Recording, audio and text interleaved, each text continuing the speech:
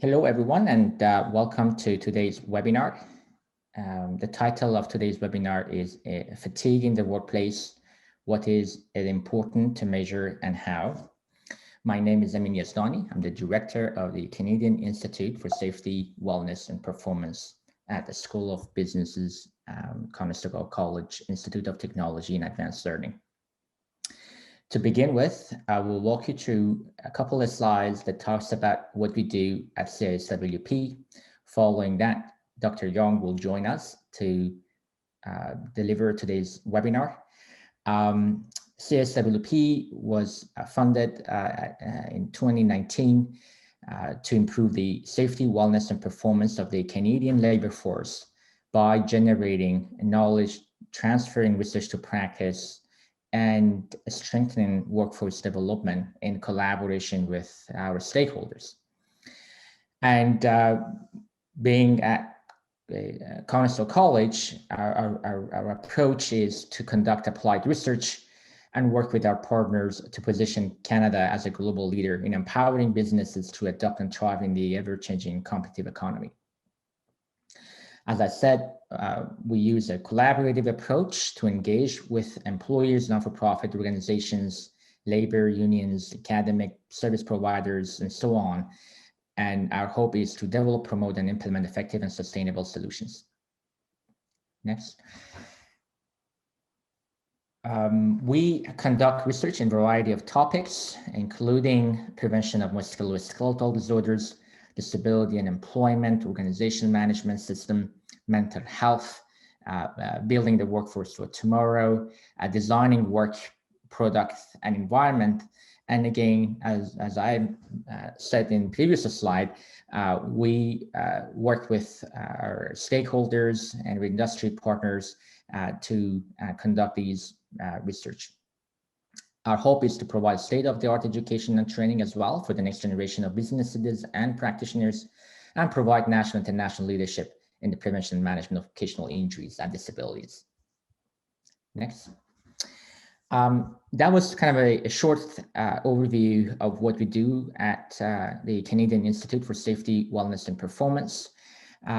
Today, we have our webinar on fatigue. We started these webinar series in the September of 2020. And this is the sixth webinar that we've been hosting this year. The speaker for today is Dr. Marcus Young. Dr. Young is the research project manager at CSWP. He has experience and expertise in individual level measurement using biomechanical and biophysical tools for both laboratory work simulations and field studies. Previously, Dr. Young investigated the effectiveness of occupational health standards to prevent musculoskeletal injury risks associated with heavy machinery and transport systems.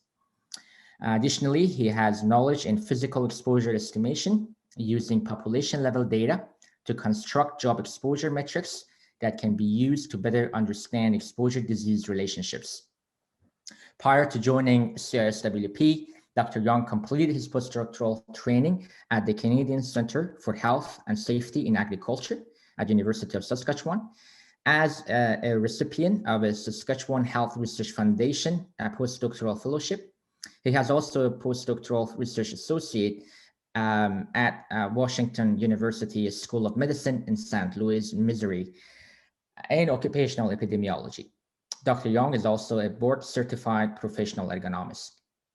So without further ado, I will ask Marcus to deliver this webinar. And following the webinar, we have a QA session. Please feel free to use the chat box or the QA function of the Zoom platform to ask your questions. We'll get to your questions at the end of the presentation. Marcus? Great. Yeah, thank you. So today I'm very excited to speak with you on some of my previous research completed in collaboration with faculty and researchers from the universities of Waterloo, Ryerson University, and Conestoga College.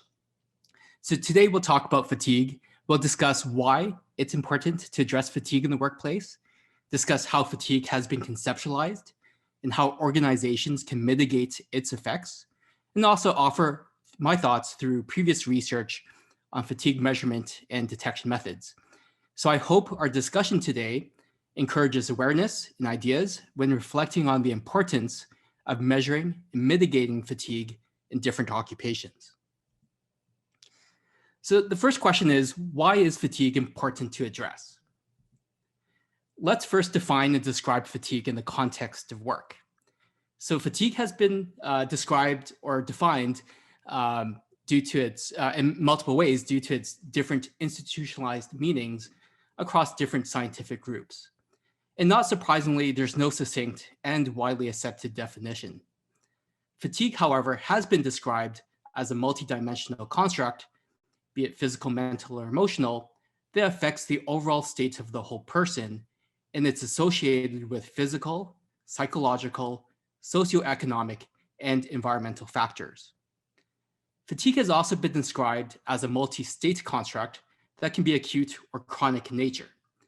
So with an integrative lens in mind, in the paper describing fatigue monitoring and management in different industries, the authors define fatigue as a physiological state of reduced mental or physical performance capability resulting from sleep loss or extended wakefulness, circadian phase or workload, be it mental or physical activity, that impairs the operator's ability to work safely or perform their duties.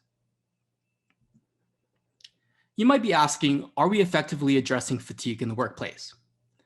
Aren't there ergonomic tools to minimize the risk of injury and tools that optimize performance? Well, yes and no. So there are existing ergonomic guidelines and risk assessment tools that aim to prevent work-related musculoskeletal disorders or MSDs, but these tools often focus on standardized, repetitive, and cyclical tasks. Therefore, most current ergonomic assessment tools tend to only determine the acceptability of either a task with a single effort or stereotypical monotasks that are repetitively performed over a workday. Unfortunately, these tools are ineffective to changes in time pattern within and between tasks. So when it comes to assessing complex sequences of different efforts, few tools exist to understand the risk of both fatigue and MSDs. And this is particularly true with contemporary work. And this type of work includes jobs that include tasks that are complex, are non-cyclical, and these jobs are also composed of a combination of demands, be it, again, physical or mental. Jobs here also are non-routine, involve discretionary and non-discretionary work breaks, and might be peripatetic. Such examples include jobs in service industries, professional work, and the skilled trades. And finally, even with the appropriate tools, focusing on the reduction of biomechanical exposures alone, such as reduced non-neutral postures, reduced reaches, and reduced forces, may not be effective, as this may lead to a changed timeline of exposure with reduced variation and increased duration of exposure time. So measuring fatigue is a strategy to assess job exposures by measuring the time-related aspects of physical and cognitive processes from the onset of work activity. Fatigue, therefore, may be an indicator for cumulative exposure and may be a useful risk indicator for different types of work. The information of how fatigue develops, the effects of recovery, and how fatigue is related to outcomes may help us develop effective models and tools. Fatigue is also linked to both short and long-term outcomes related to health, well-being, and performance. So in the next few slides, I'll take a deeper dive in those relationships. A recent systematic review identified 73 empirical studies that linked human factors and build quality in the product manufacturing process. The authors, Collis et al. In 2018, strongly supported previous descriptions on the relationship between human factors and quality. The authors developed a theoretical framework identifying multiple quality risk factors related to the entire design and operational process, including product process, and workstation design aspects, as well as individual factors. What Colas et al. Found was that fatigue was an important human effect in the human factor system quality relationship. So in 2020, we conducted a more nuanced investigation of the empirical literature to identify the specific types of fatigue attributed to these quality deficits and whether we can quantify that relationship between fatigue and quality. So here we focused on papers that measured or reported fatigue as a relevant factor, and we identified these papers through a third screening protocol as an extension of the original 2018 review. From the 73 empirical studies, again, we focused on those that mentioned or described fatigue as a human effect, leaving us with 26 articles. From those 26 articles, we determined the conceptualized fatigue dimension, physical, cognitive, or visual fatigue, and also calculated fatigue and quality deficit effect sizes from those articles that allowed us to do so. And that resulted in 6 articles. The 26 papers suggest the involvement of physical fatigue, visual fatigue, cognitive fatigue, and combinations of physical and cognitive fatigue and physical and visual fatigue. 46% of papers reported physical fatigue alone, and 31% of papers reported visual fatigue as the primary fatigue type. In this study, we calculated effect sizes using 2 approaches. The first being normalization to a reference condition approach, which allowed us to use most of the available data, as well as a conventional effect size calculation approach. We then submitted our fatigue effect sizes as the independent variable and the quality deficit effect size as the dependent variable in a linear regression analysis. We observed a statistically significant positive relationship between fatigue and quality deficits, where fatigue accounted up to 42% of the variance. However, I mentioned before that there are many different types of fatigue, and we did show that in the reviewed studies that cognitive, physical, and visual fatigue were all associated with performance decrements. And in fact, in 5 papers, they described combinations of fatigue types. So the next question may be, what type of fatigue is related to work performance and how do they interact? In a controlled lab study, we examined the relationship between different types of fatigue and work performance in the repetitive 8-hour light precision task. In this study, participants were brought to the lab over 2 days. On the first day, using a psychophysical frequency adjusted approach, we determined the cycle time for each individual to perform this micropipetting task with undue strain, stress, and fatigue over an 8-hour period. The micropipetting task consisted of the forward pipetting technique, and this requires 4 actions, that being attaching the tip to the pipette or pickup tip, aspirating the sample, targeting, dispensing, and overblowing into a microcentrifuge tube, and ejecting that tip into a disposable beaker. Testing was performed on the second day between 8:30 a.m. and 5:30 p.m. with scheduled 15-minute breaks in the morning and afternoon. We also provided a 30-minute break at lunch hour. Measures were collected at hourly intervals and during scheduled break periods. And selected measures such as electromyography or EMG, which is a measure of muscle activity, were collected every 30 minutes for a 5-minute window. Errors were documented at an hourly basis, and we categorized these errors as precision, targeting, or technique-related errors. So to the left are error rates, which could be categorized based on the type of error that we plot over an 8-hour period. And we calculated the principal components of error in physiological data and identified patterns of fatigue development in combination with error rate trends. So using this method, we can identify the possible contributions of fatigue type and body location and relate this to the percent of error or over the 8-hour period. The results of the study indicate that indicated that 9 measurements demonstrated increases in physical fatigue, specifically central fatigue, and cognitive fatigue over the work period. In general, cognitive and physical fatigue, as well as arousal, showed similar trends to error rates. There is actually a complex interplay between central and peripheral mechanisms in 3 body segments, that being hand, thumb, and shoulder. In our third example, we examined different types of fatigue and their relationship to performance and health outcomes among first responders, which is an umbrella term consisting of firefighters, paramedics or EMS personnel, and police officers. In this study, we conducted a scoping review to examine the extent, range, and nature of research activity in the current literature. So our search was conducted using 3 large databases, and we focused on articles between 1990 and May 2nd, 2019. The scoping review consisted of 2 screening processes, title and abstract, and full text review. The keyword search resulted in 3,671 papers, and after removing duplicates and after our 2 screening processes, we were left with 403 papers that were eligible for data extraction.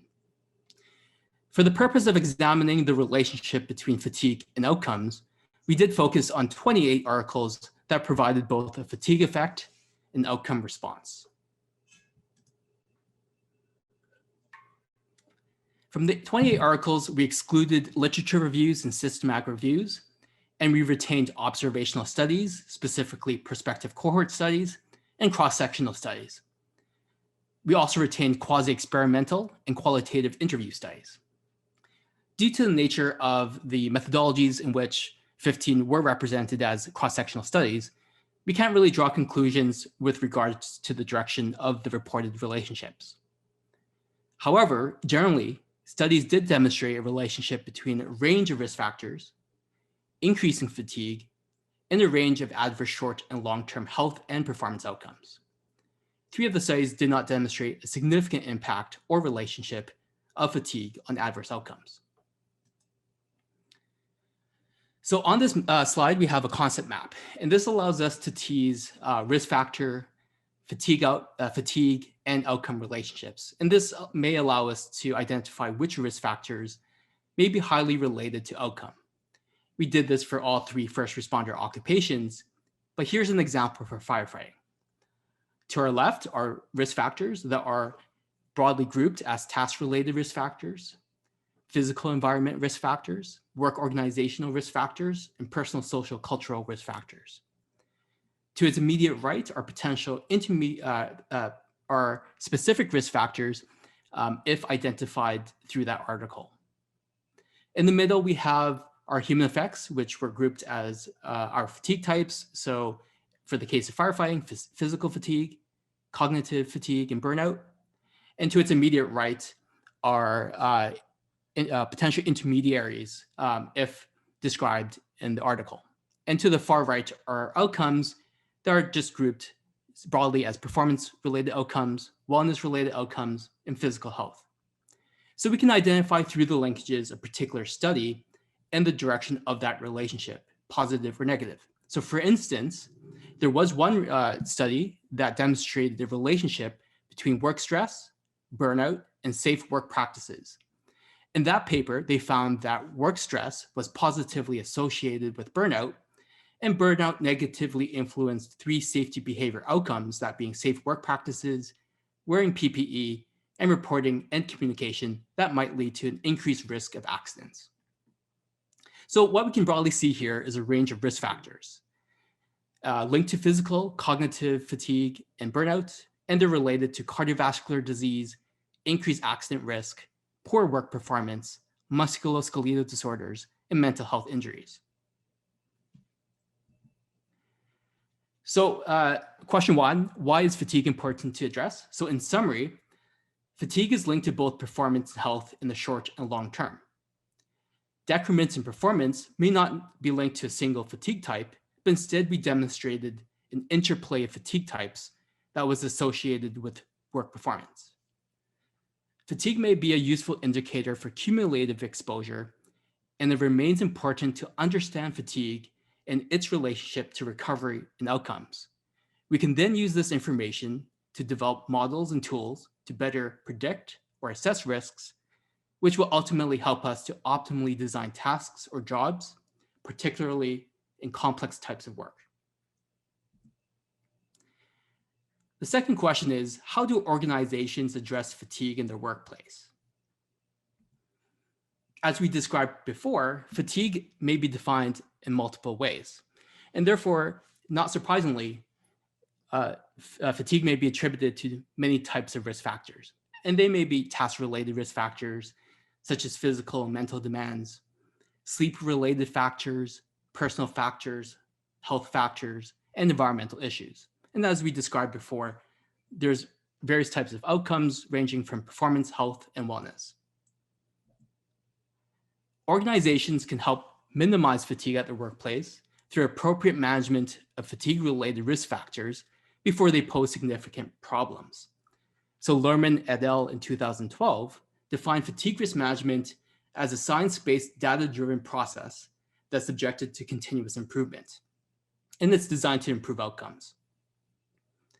So when incorporated into a management system, these elements can be linked into a formal structure.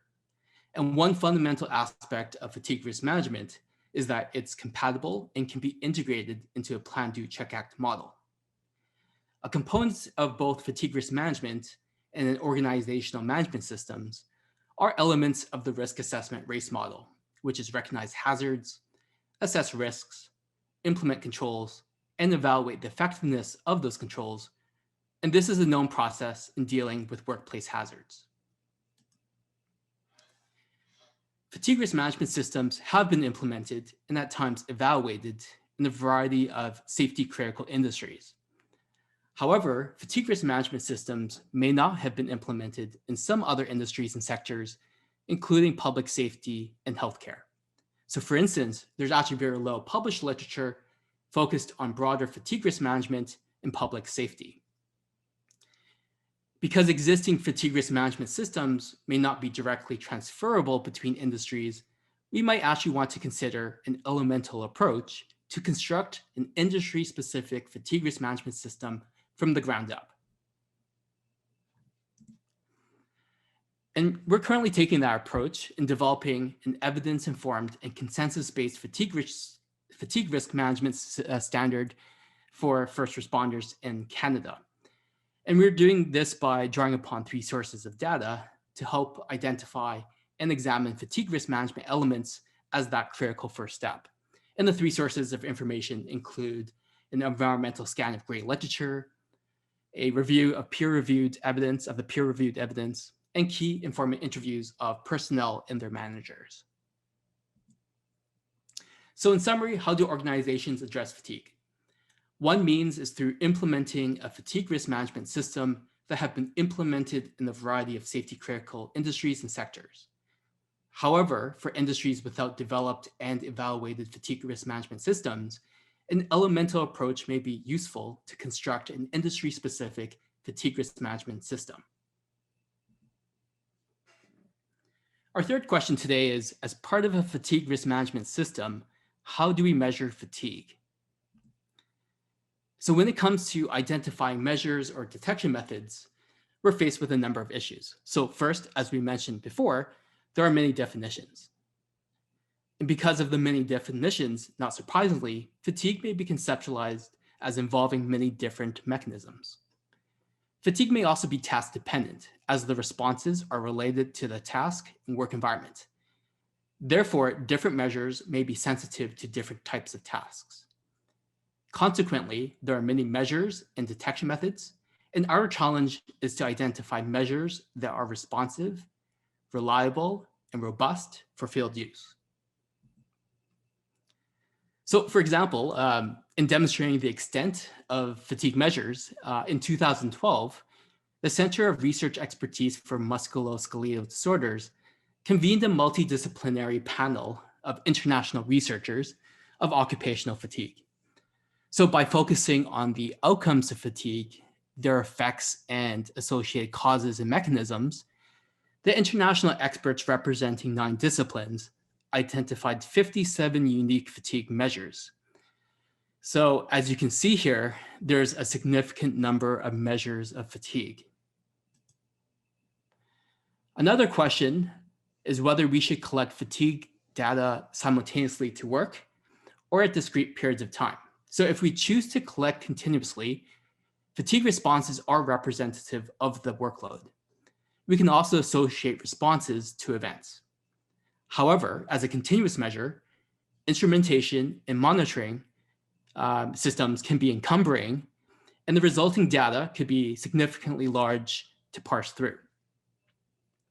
As a test battery, we can collect during work breaks to avoid disrupting the work process.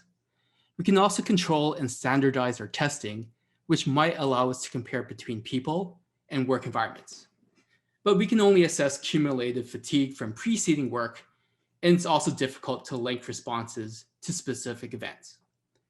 So weighing the cost and benefits of measuring continuously or as part of a test battery, we decided to focus on test battery measurement, including identifying the types of measures to collect, when to collect, and other considerations. We first examined the reliability and sensitivity of a collection of 10 measures as part of a test battery. The measures include tremor measurements, maximum voluntary contractions, in this case, hand grip strength, perceived fatigue using a visual analog scale, some sensory motor synchronization tests, and muscle activity measurements, including surface electromyography or muscle activity, and muscle mechanomyography or MMG. In this lab study, we investigated the retest reliability of these measures over a 60-minute period at 5-minute intervals. We also investigated the sensitivity and responsiveness of these measures during an intermittent isometric hand power grip exertion task at a duty cycle of 50%, cycle time of 6 seconds, and a mean amplitude of 30% maximum voluntary contraction. And this was done until exhaustion. Lastly, we assessed the long-term reliability of these measures over 12 hours, including its ability to detect diurnal effects, which we might need to consider when collecting day-long activity.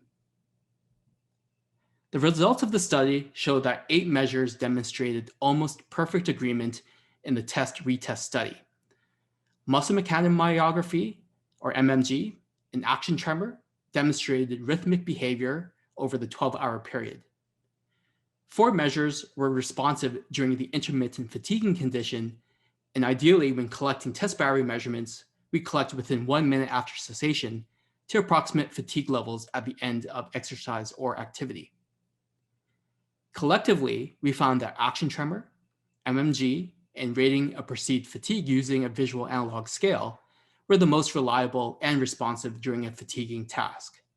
However, MMG and action tremor demonstrated rhythmic behavior that should be accounted for. So moving forward, we considered these 3 measures for inclusion into a test battery of fatigue measures.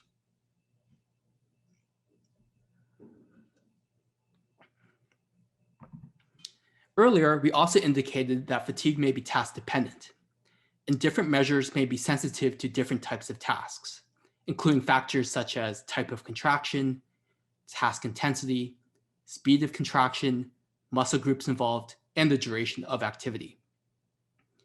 So we determined in the lab study whether a battery of measures reflecting both central and peripheral processes can document fatigue development in different task conditions. In this study, we analyzed the temporal pattern of fatigue development based on body location, so hand versus shoulder, and based on the type of contraction, an isometric sustained contraction, and the time-varying contraction. In this study, we collected our battery of measures at 10-minute intervals over 60-minute periods, and then submitted our process data into principal components analysis to allow us to group measures based on the mechanisms in which these measures reflect or indicate. After principal component analysis loadings were determined and interpreted, measures of a component were averaged at each time point and weighted based on the component's total percent variance. The average group measurement responses for each principal component were graphed to help visualize the overall trends. So a high score for a specific time interval indicated that the time variable was predominantly explained by that component. Therefore, based on inferred central and peripheral mechanisms, insight can be gained into fatigue development. So in this study, we found that fatigue development was dependent on the type of contraction, where time-varying contractions led to peripheral fatigue preceding central fatigue development, but an inverted pattern associated with isometric sustained conditions.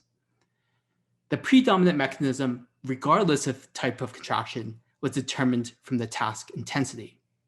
So we conclude that moving forward, to understand the effects of fatigue in various work tasks, results from the study indicate that we should include measures that reflect both central and peripheral processes when it comes to physical fatigue. In this next study, we provide an example of how a test battery of fatigue measures can document the development of fatigue over a workday or multiple workdays in realistic work. So plumbing work is non-cyclical and non-routine, with plumbers performing varying duties. However, there are four main duties, that being cut and rough in, drops and risers, basements, and installation and finishing. Crimping, however, is a task involved in many of these duties, which requires plumbers to manually crimp PEX piping when adjoining pipes together. So low-rise residential plumber in the GTA or Greater Toronto area is expected to perform as many as 500 crimps per day. In this table, we show that various duties are performed throughout the workday and the work week. So each row here is a participant or one plumber, and each column is either the morning or afternoon of a workday. And we collected data over 5 days, from Tuesday to Friday, and the following Monday after a weekend break. Each duty here is color-coded. And as you can see, the duties do vary within a person, within and between days, and duties do vary between people.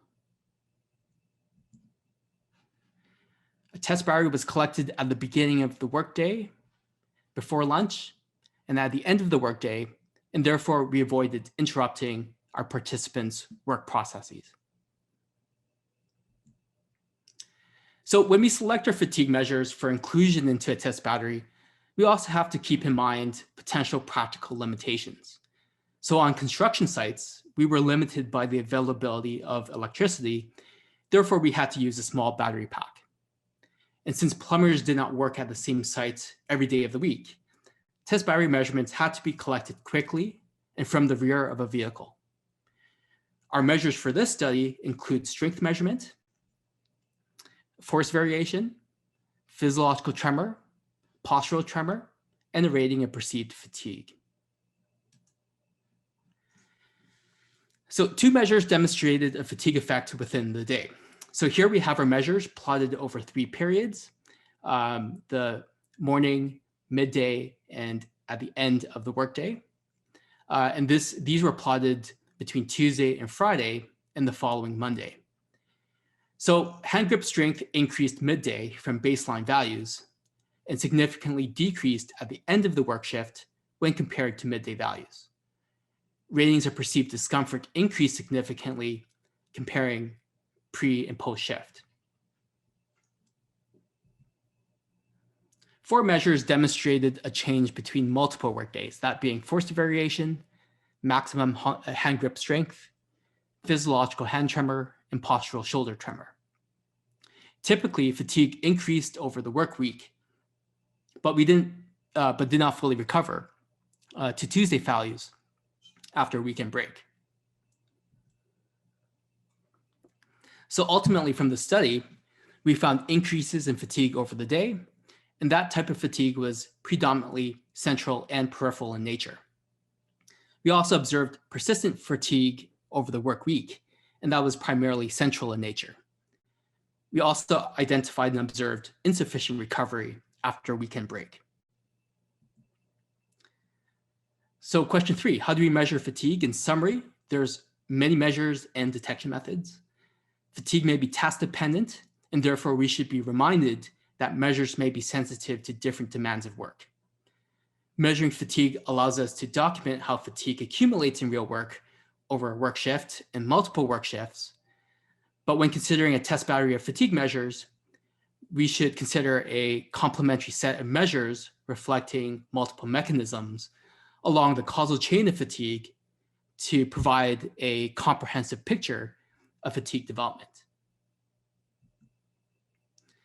In our last question today, as part of a fatigue risk management system, how do we minimize the effects of fatigue? The fatigue risk management literature identifies two categories of strategies, that being fatigue reduction strategies, which are strategies that reduces the likelihood of a fatigued individual from working. And this includes things like work scheduling, shift lengths, and task distribution, as well as fatigue proofing strategies, which are strategies that reduces the likelihood of a fatigued individual from committing an error that leads to accidents or injuries. And these may be task-related or behavioral-based.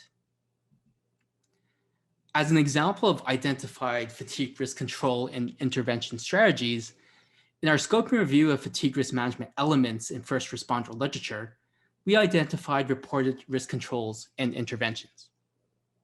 We then categorized these risk controls into the hierarchy of hazard control, or HOC. And this allows us to group controls into a range of levels from elimination, which is considered to be the most effective, to PPE or training, which is considered to be the least effective. We categorized controls within each first responder occupation and did observe a higher number of engineering controls in EMS paramedic research, PPE in engineering and firefighting research, and training in police research. Of course, the Standard Development Technical Committee's decision on the scope of the first responder standard is not only contingent on the available peer-reviewed evidence, but also the gray literature and the key informant interviews of personnel or frontline personnel and their managers. And this approach may assist in balancing the need for a more inclusive, but also a focused and streamlined standard. So bringing in together some higher level information from both our key informant and environmental scan results, we can really make broad comparisons between what the research identifies or recommends, what first responders and their managers perceive and recommend, and identify the available resources that are accessible to organizations. So, as we indicated before, the peer-reviewed evidence indicates several possible risk mitigation strategies or interventions that are both fatigue reducing and fatigue proofing. After categorizing based off of HOC, we found that training interventions were more common for burnout, PPE and engineering controls for physical fatigue, and administrative and training controls for cognitive fatigue. However, no single intervention was supported overwhelmingly by the evidence, with limited support for structure design, predictive capacity testing, SCBA design, and mindfulness-based resilience training. The personnel reports both fatigue reducing and fatigue proofing strategies, such as napping, shift lengths and scheduling, fatigue training, and capacity building. The personnel also report personal informal strategies for work and outside of work. And there have been suggestions in the fatigue risk management literature to formalize informal strategies as part of a robust fatigue risk management system. And finally, current resources report strategies that focuses on shift lengths and scheduling, fatigue training, and capacity building. So question 4, how do we minimize the effects of fatigue? Fatigue risk management has identified both fatigue reduction and fatigue proofing strategies.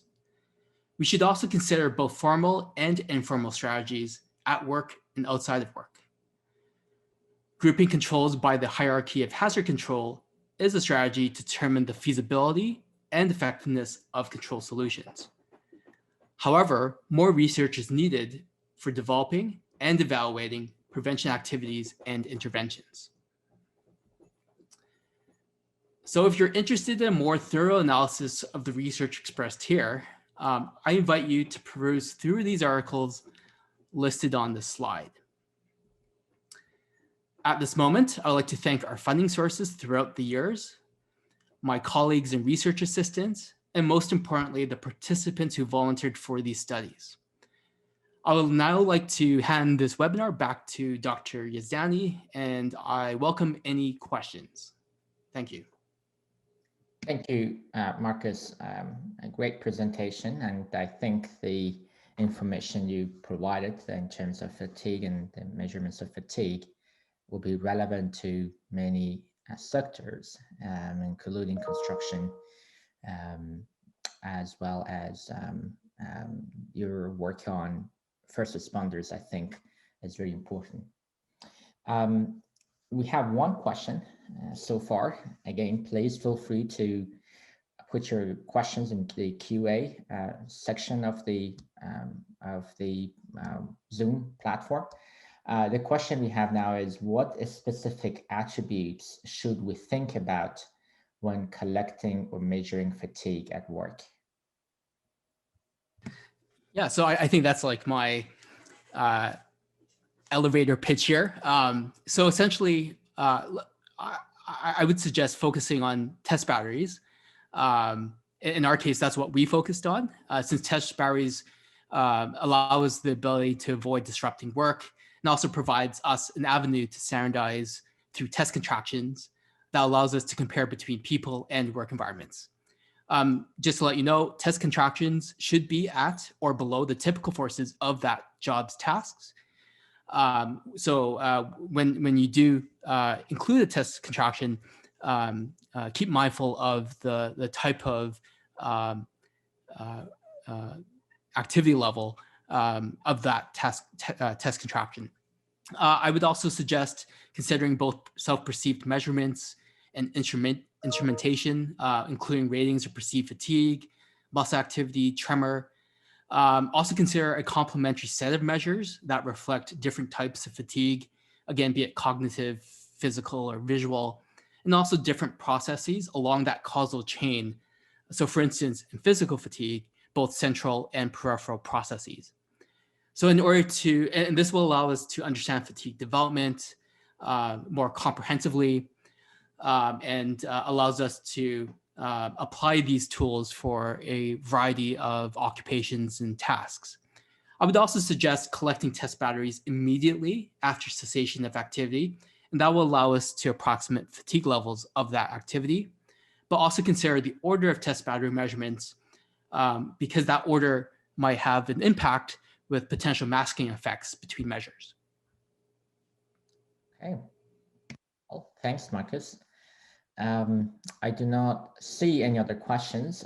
So actually there is one, it seems. So based on your findings, under time constraints, what single measure would you measure in the field to identify peripheral fatigue? Peripheral fatigue. So I imagine that we're referring to muscle fatigue. So if given the resources, I would surely focus on something like electromyography, which is an indicator of muscle activity, peripheral from away from the neuromuscular junction. So which is our classic definition, discerning both central and peripheral fatigue. Now, when it comes to something that could be collected quickly without the expertise required for electromyography, another tier below, I would suggest using accelerometry for means to measure tremor. So that's where we found action tremor and MMG, which both require accelerometry. And we found that both were quite sensitive and responsive to peripheral fatigue. Now, if a tier further below, if you lack further resources, is consider ratings of perceived fatigue. Now, I do have to say that including that they're useful, but they should be complemented with other instrumentation because self-perceived measures might lacks some sensitivity due to perceptibility issues and also the possibility of shifting towards external cues when work is of lower forces. So my suggestion would be, if you have the resources, look towards more quote unquote expert level measurements like muscle activity EMG. With fewer resources, surely tremor, action tremor, and MMG were quite responsive. And with even fewer resources, certainly ratings of perceived fatigue might be indicative of peripheral fatigue. Perfect. You actually answered the next question as well perfectly. Thank you, Marcus. Okay. I do not see any more questions.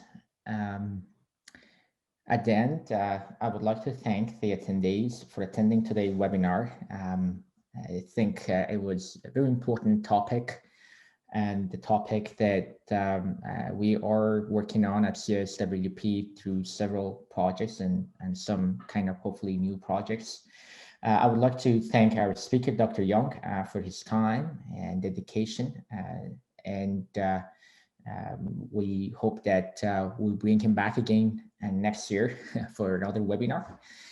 The recording of this webinar will be made available through our YouTube channel by Monday, December 21st. You see that Marcus has put our YouTube channel name in his slide. We will continue our webinar series next year. Please make sure to visit our website for more information. At the end, I wish everyone a safe, restful, and a happy holiday. Have a wonderful day.